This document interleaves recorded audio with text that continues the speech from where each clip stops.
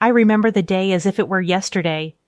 The sun was setting, painting the sky in shades of orange and pink, a beautiful backdrop to what I thought would be the happiest news of my life. My name is Laura, and back then I was living a life that was about to take an unexpected turn. I used to dream of the stage, the lights, the applause. My days were filled with rehearsals and performances with my local drama club. But all that changed when I met Michael. He was charming, successful, and, as I later found out, controlling. He made it clear, if I wanted a life with him, my acting dreams had to go. Torn between love and passion, I chose him. Fast forward 10 years. Our marriage had its ups and downs, but nothing prepared me for that evening. I stood in our kitchen, a pregnancy test hidden in my pocket, a positive result that I couldn't wait to share.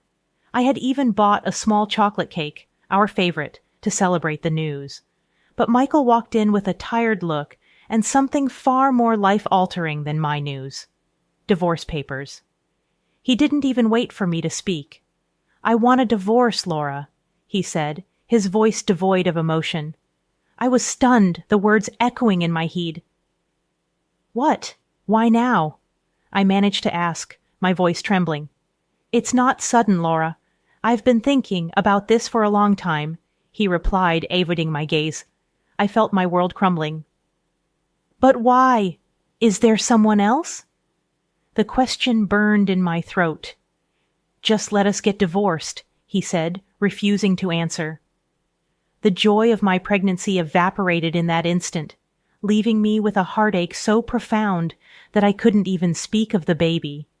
I just stood there holding back tears as he walked away, leaving me with nothing but the unsigned divorce papers and a shattered heart. That was the last thing Michael said to me, not knowing about the child growing inside me. I ended up single again, but this time with a life growing inside me. And maybe, just maybe, it was this unborn child that gave me the strength to endure what was to come. The following years were a blur of sleepless nights and tireless days. Being a single mother was hard, but Emily, my little angel, made every struggle worth it. She had her father's eyes, but thankfully, nothing else of him. She was my joy, my miracle. Then, 5 years later, life decided to throw me another curveball. I was at the local supermarket, Emily in tow, when I saw him, Michael. He looked different, disheveled, like life hadn't been kind to him. He was with a young woman, probably in her late 20s, clinging to his arm. "The long time no see," he said, a smirk on his face. I forced a smile. "Michael, you've changed." "Yeah, life happens. Who's this?" he asked, nodding at Emily. "My daughter, Emily," I replied, my voice steady. He looked at Emily, then back at me, a puzzled expression crossing his face. "Your daughter? When? After our divorce?" I said simply. The young woman laughed, mockingly. "Oh, the ex-wife. So this is the kid, Emily." I looked down at Emily, her innocent face a stark contrast to the ugliness we had just encountered. In that moment, I knew that no matter what, I would never let Michael hurt her as he had hurt me. Life after Michael was a series of challenges and triumphs. I raised Emily, my little star, on my own. Each day brought new adventures, and each night, when I tucked her into bed, I felt a sense of accomplishment that no acting role could ever give me. One day, when Emily was 6, she came home from school, her face lit up with excitement.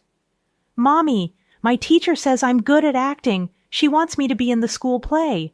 Hearing those words, I felt a mix of pride and a pang of my long-buried dreams. "That's wonderful, honey," I said, hugging her tight. "You'll be amazing." As Emily's interest in acting grew, so did her talent. She was a natural, reminding me of my own youthful aspirations. I couldn't help but feel a sense of irony. The child I had with the man who made me give up acting was now following in my footsteps. Life had a strange way of coming full circle. One autumn afternoon, as Emily and I walked home from her drama class, we ran into Michael again. He was alone this time, looking even more worn out than before.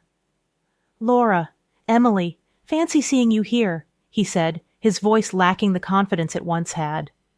What do you want, Michael? I asked, my tone cold. Just saying hello. Is that a crime? He replied, a defensive edge to his voice. Emily hid behind me, peeking out curiously. Michael's gaze fell on her, and for a moment his facade cracked, revealing a hint of regret.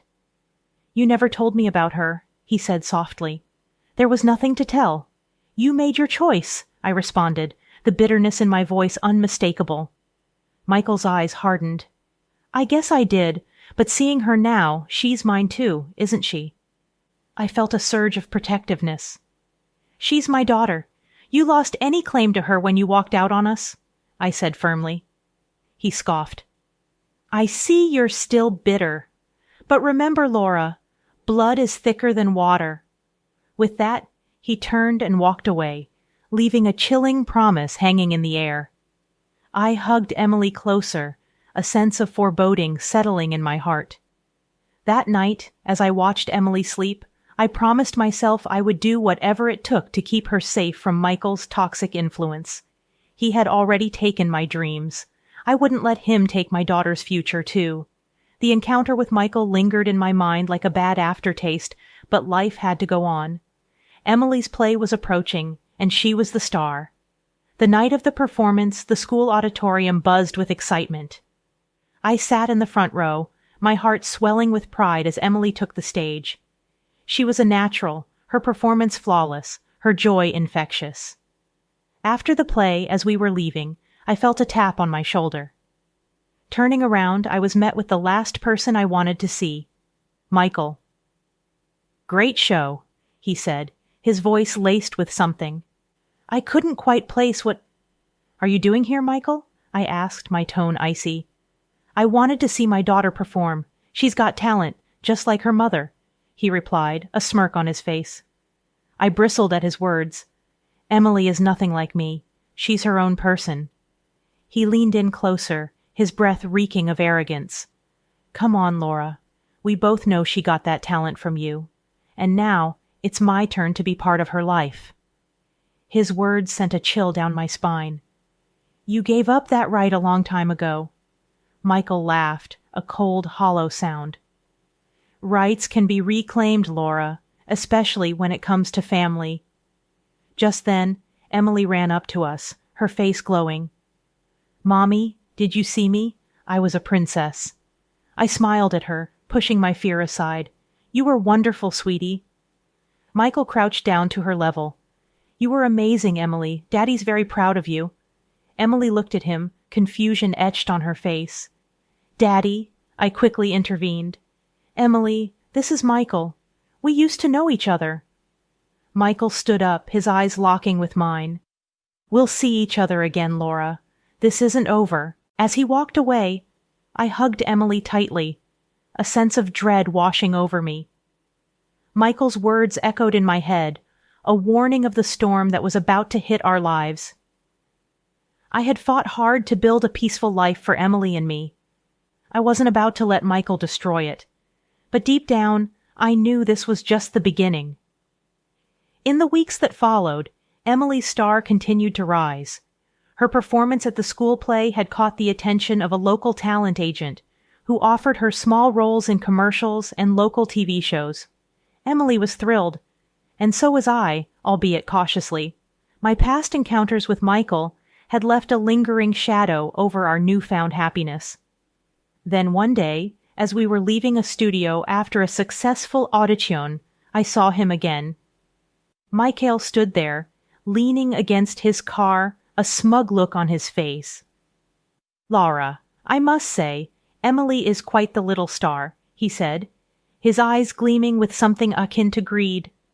I felt a knot form in my stomach. What do you want, Michael? He stepped forward, his voice dripping with false sincerity. I've been thinking, Emily needs her father now more than ever. Fame can be tough on a kid. I scoffed. You're hardly father material, Michael. You can't just waltz back into her life because she's on TV now. He smirked. But I am her father, Laura, and it seems to me that her success could be lucrative.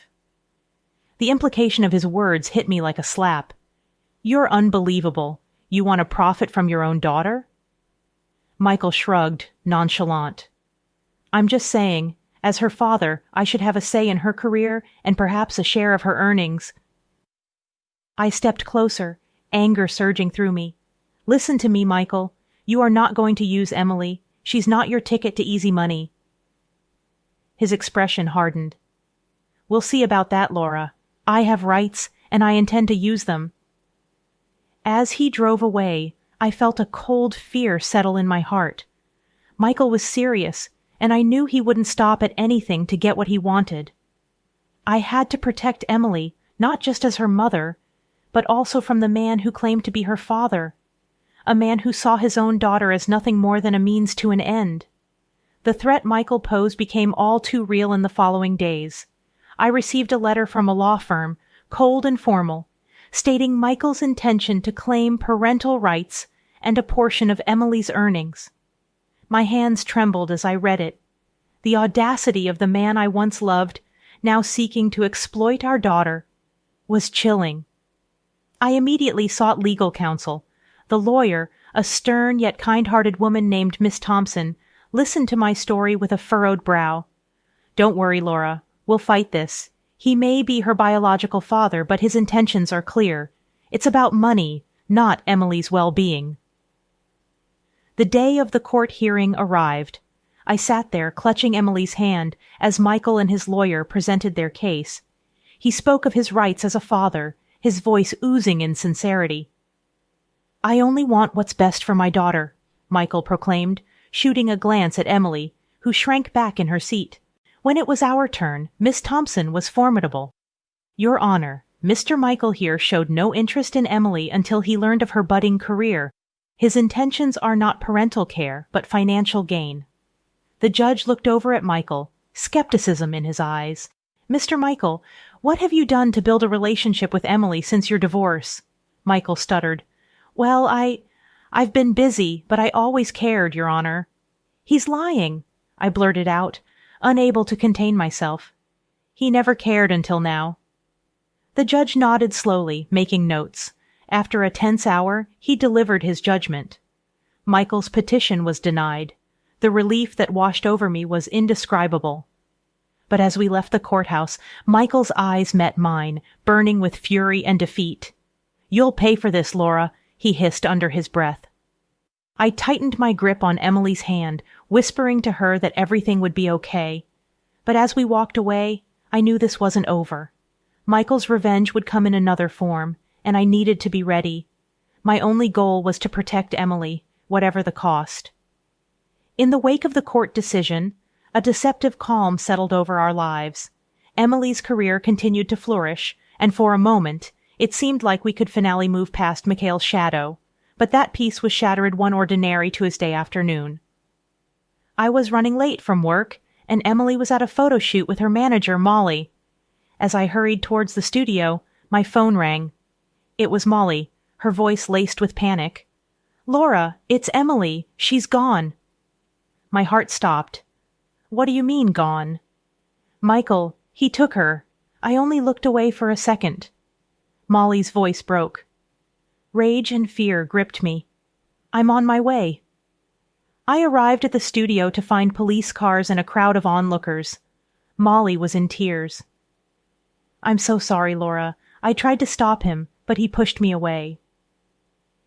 The police took our statements, and I described Michael with a cold fury I didn't recognize in myself. As the reality of the situation sank in, my fear for Emily turned into something fiercer. I wouldn't let Michael harm our daughter. The next hours were a blur of police questions, flashing lights, and the growing pit of fear in my stomach.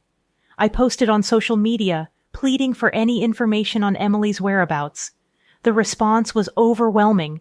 Emily's fans mobilized, sharing the post, offering help, and providing leads. Then a breakthrough came. Karen, Michael's girlfriend, reached out. She had seen my post and, in a turn of conscience, provided Michael's location. Armed with this information, the police moved swiftly.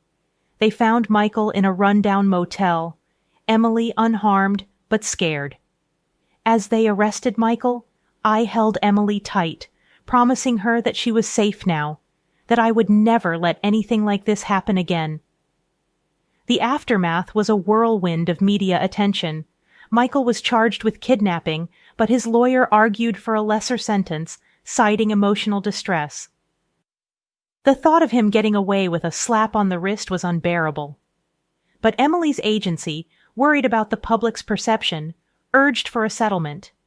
Reluctantly I agreed, but on one condition: Michael would have no rights to Emily, legally or financially.